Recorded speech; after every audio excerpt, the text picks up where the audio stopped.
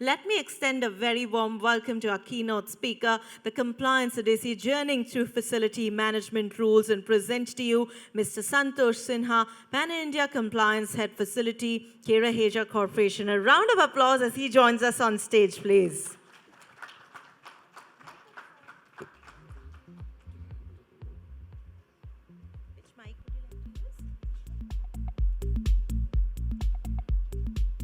Hi everyone, good afternoon. Good afternoon. Good afternoon.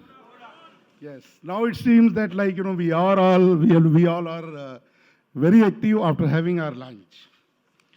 First of all, thank you very much to ET Group, Compass, Tenon Group to give me such a privilege to share my knowledge, which I am spending on day-to-day my profile. First I will cover a few things which is really required to fulfill the statutory compliance. After that, we will discuss how we can enhance, how we can improvise to fulfill the documentations, and what are the challenges, what are the financial liabilities if we will fail to fulfill the compliance requirement. There are few 8 to 10 points like Minimum Wages Act. This act is about to pay the minimum wages as per the state, industry and skill set. Payment of Wages Act 1936. This act is about the release the salary by 7th of every month. When we are talking about 7th of every month, it doesn't mean that 7th, the month, the day which is getting completed 30 days of every month from that day to 7th days of every month. Because there is a confusion to most of the people that 7th means only 7th. Somewhere payroll runs like 21st to 20, somewhere it runs 1st to 30th. That's why this Payment of Wages Act should fulfill by the 7th day from the date of 38 days. Equal Remuneration Act, this act is ensured to pay equal wages as per employee skill set. There should not be any discrimination on the basis of color, sex or community. For an example, if we are appointing any housekeeping man, then housekeeping man's salary should be there as per the State Minimum Wage Act. Yes, we can understand somewhere if those resources are having maximum experience or just for appreciations or some continue their job, if client recommend, then we can pay some additional amount on the basis of contract agreement. But yes, maximum should be equal wages to all of unskilled, semi-skilled and skill set of employees. Next is PF Act 1952. This act ensure about a proper deduction for the safety of employees and their dependent. The deduction of PF happens like 12% from employee salary and 13% from employer salary.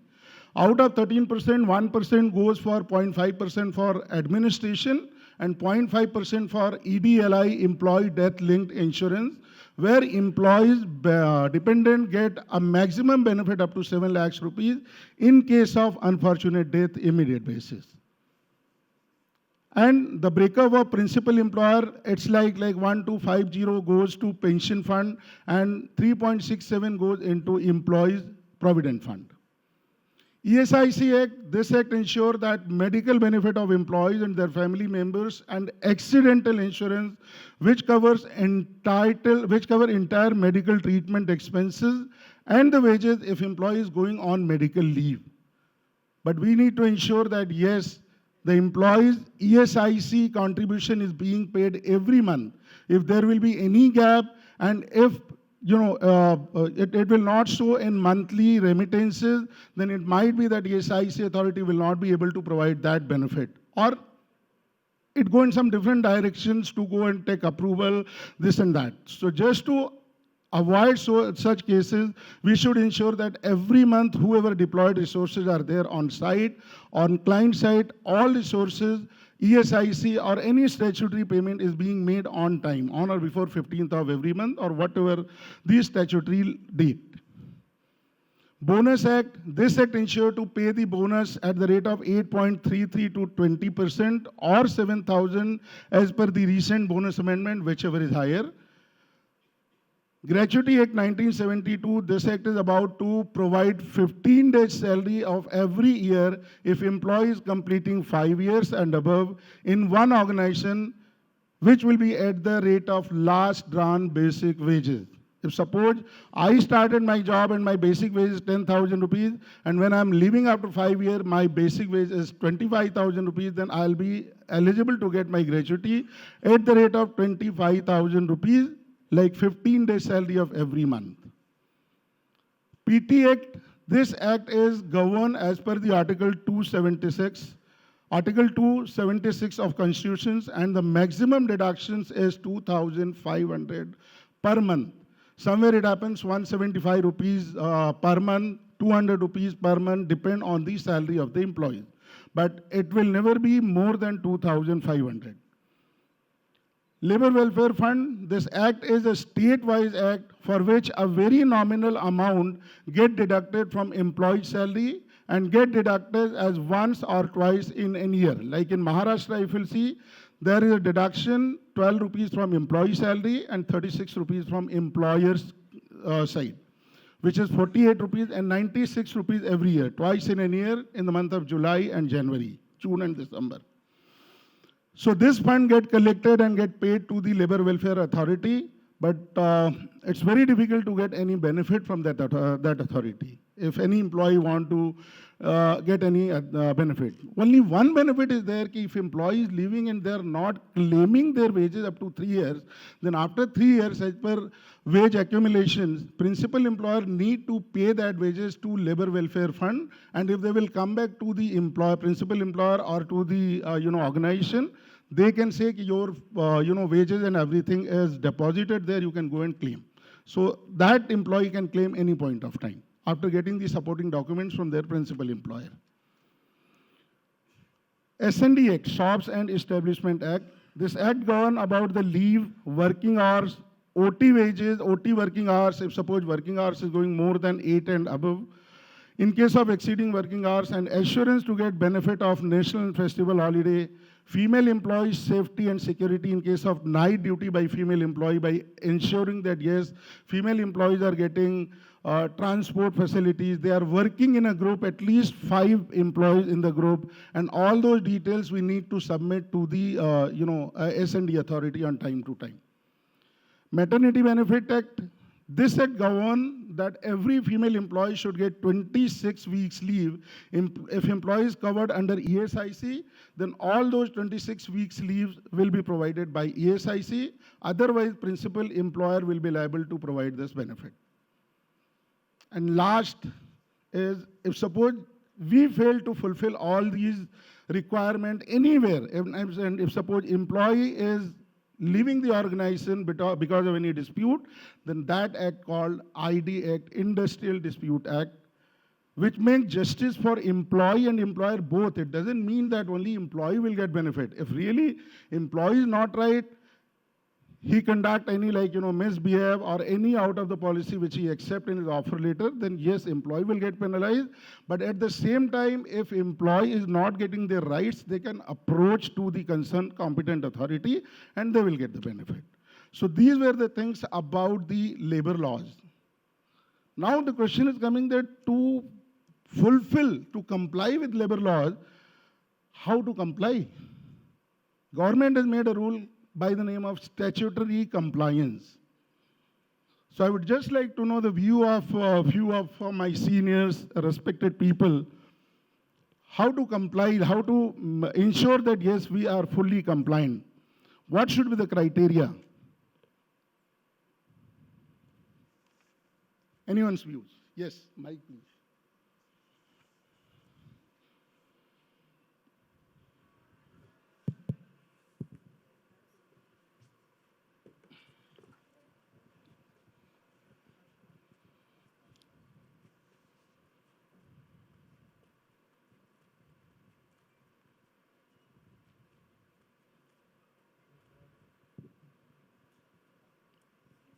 Hi. There are 2, 3 things. First is your minimum wages, which is the most questionable part everywhere in salary structure.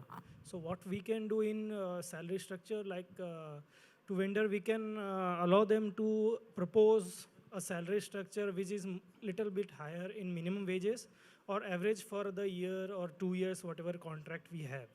So the vendor can keep some amount from that minimum wages at starting phase, and in second phase he can pay from that savings. So the minimum wage can go as a compliant part in this thing. Thank you. Anyone else views, And please? second, sorry, sir. Yeah. Second is the compliance checks. Everyone has the checklist to comply, check the compliance of a vendor or something. So that should be followed. And okay, there are checklists, but that is not being followed by most of the times. Yeah. Anyone else views, please?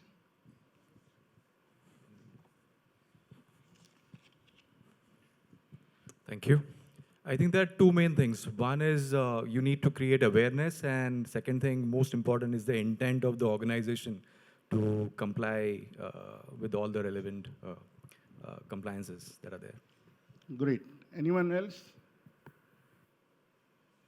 Please.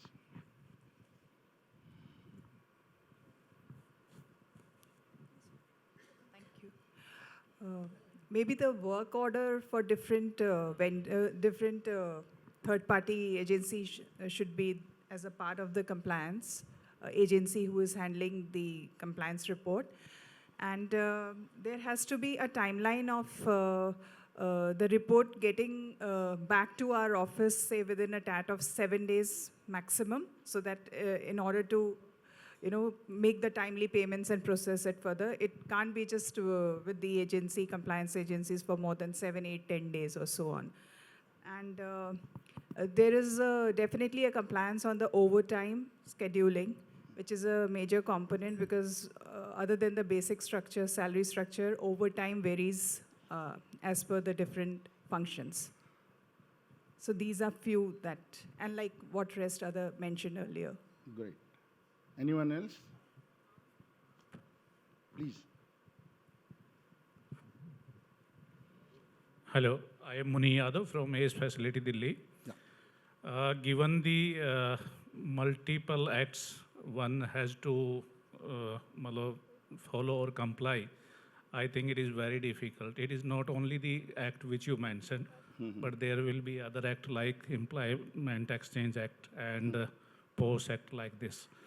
So it is only awareness on the part of service provider as well as to the client which can help to achieve this. Very true, very true. So, thank you very much for all of your views. Jesse, there are 3 types of compliance. One is establishment compliance, which covers all of like employment exchange, PF, PT, ESIC, shops and establishment, to ensure that yes, if any facility is going to start, then we need to ensure that all documents, all certifications, all licenses are in place. That falls under establishment compliances. Another compliances is people compliances, which covers your PF, ESIC wages of the people who got deployed and who are working in that facility.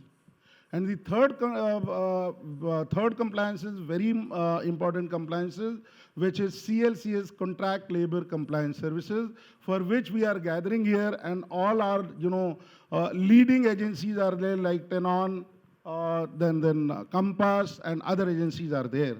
So contract labor compliance services need to follow the same compliances, what are compliances are being followed by the principal employer.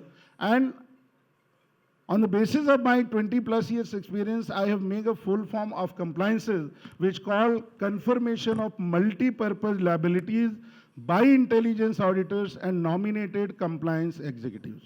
It's a vice versa. It's not a one side.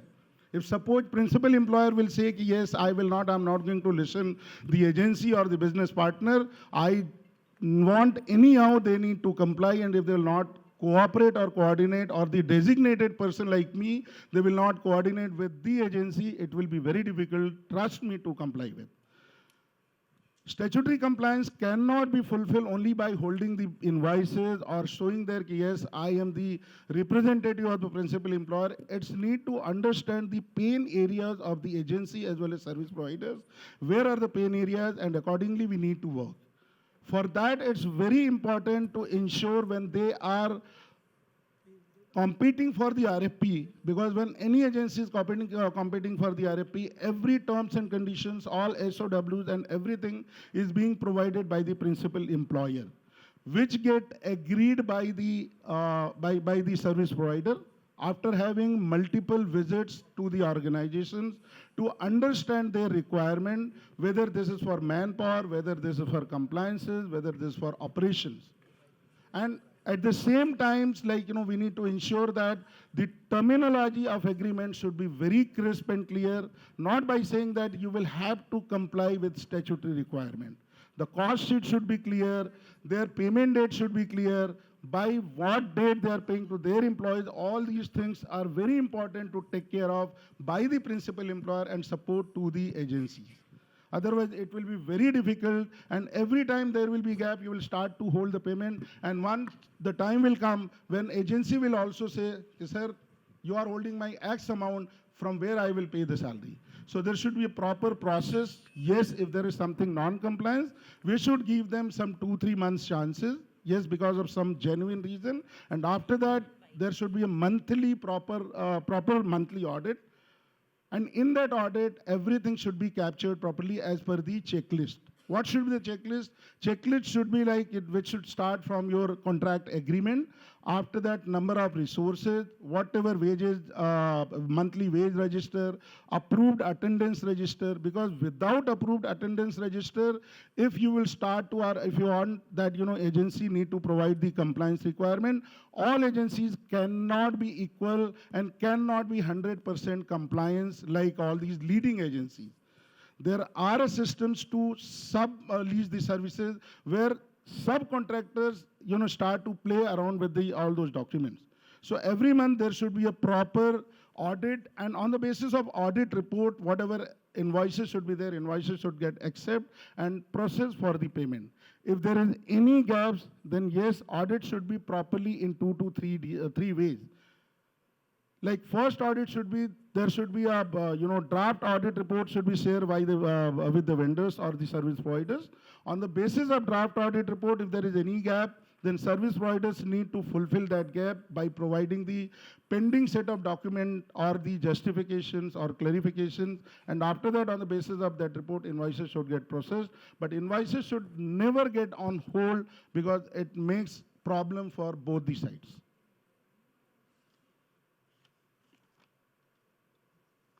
So these were the things about the labor law and statutory compliances. There are so many other things like by going deeper and deeper where to check the sections, act. And why do we do this? We should ensure that by having a monthly compliance audit or quarterly compliance audit, we should be rest assured whenever there will be any external or internal audit, then yes, everything will be on the place. Or there will be any inspections, then all documents and everything will be on place. So these were the thing about the statutory compliances. Any queries from anyone, please? Please.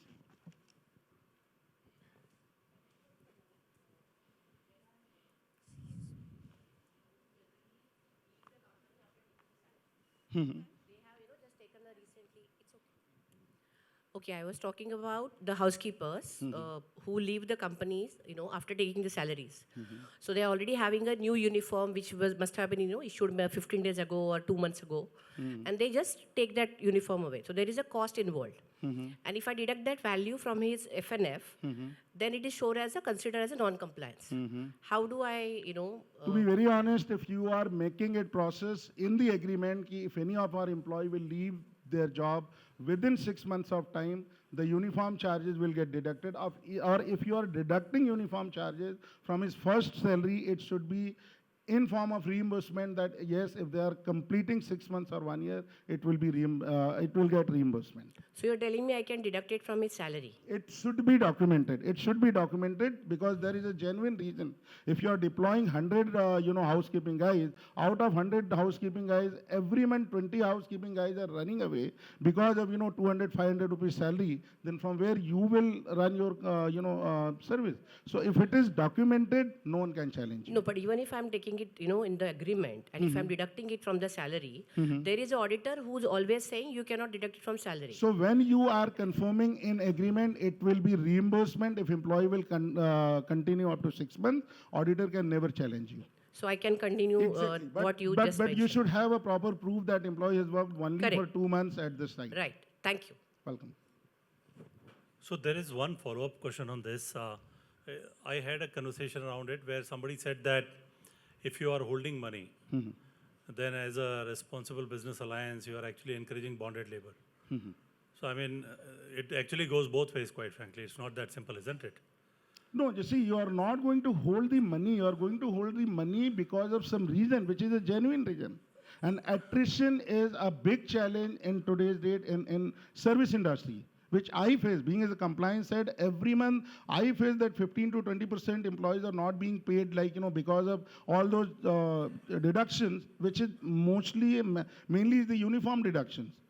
No, I understand. Just one aspect Yeah. I wanted to highlight. Maybe we can discuss later. Yeah? Thank No you. issue. Thanks. Hello. Yeah. So this is Vilas Sonavne. I am from ACG World. My question is regarding gratuity. So there are two popular ways of deducting it. Few companies deduct it on a monthly basis, and few companies deduct it when the employee leaves. So in both these cases, if we are paying at the last day, the last working salary divided by 15 days, so the employee gets more amount as a gratuity. And if we are deducting from the day one, then he gets less amount. So what is the correct way and what is the legal way? The correct way is as per the last drawn basic wages.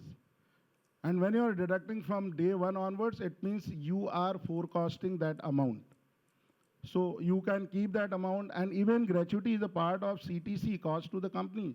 There are so many wages. When you will see employees getting an offer letter and their monthly salary is 50,000, but how much they are getting? They are getting hardly 42,000. So is there 8,000 rupees of reduction, statutory deductions? No. Apart from, gratuity, there are principal employers, PF deductions, CSIC deductions, which is not being shown in their offer letter. But yes, that is the actual statutory deduction. Keeping in view to CTC, that's why it's called cost to the company. Thank you, sir.